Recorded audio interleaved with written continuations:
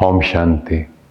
आज के सेशन में हम जानेंगे कि देवों के देव महादेव वो सभी देवताओं के भी पिता हैं। एक बार देवताओं को कुछ अहंकार हो गया और शंकर जी ने उनका अहंकार का नाश करने के लिए अपने हाथ में एक तिनका लिया और कहा, तुम इन तिनके को उठा के दिखाओ।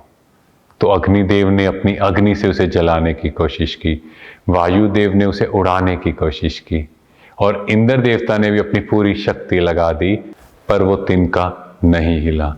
जब देवताओं ने ऐसा देखा तो उनके अंदर का अहंकार नष्ट हुआ कि जब हम इस तिनके को हिला नहीं सकते, मीन्स उस परमात्म शक्ति के बिना हम भी देवता नहीं, उस शक्ति के बिना हमारी शक्ति किसी काम की नहीं।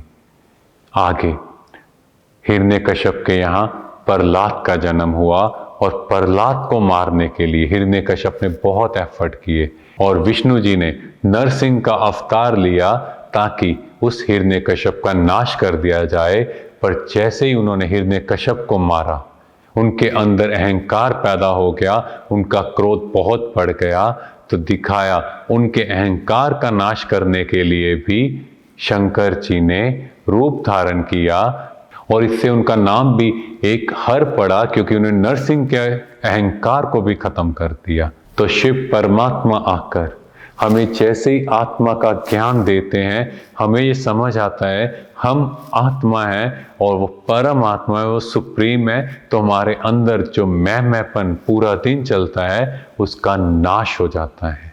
आगे दिखाया कि सभी देवताओं के अंदर ये हलचल थी कि असल में परमात्मा है कौन, उसका सच्चा परिचय क्या है। तो वो वेदों के पास जाते हैं तो ऋग्वेद ने कहा कि वो हैं सदाशिव। वो सदाशिव ही पार ब्रह्म ईश्वर हैं, वही सबके पिता हैं, क्योंकि उनका कभी विनाश नहीं होता। और इसके बाद यजुर्वेद ने भी कहा कि जो परमानंद स्वरूप हैं वे पार ब्रह्म सदाशिव ही हैं, क्योंकि वेदों में भी ये पुष्टि है कि वो परमात्मा है। क्योंकि शिव परमात्मा का कोई माता नहीं, कोई पिता नहीं, वो जन्म मरण से न्यारे हैं, वो एवर प्योर हैं, एवर स्टेबल हैं। वो अपनी कृपा से, अपनी शक्ति से इस कलयुग की सृष्टि को सतयुग में परिवर्तित करते हैं। ऐसे परमात्मा शिव को हम सबका बारंबार नमस्कार है। ओम शांति।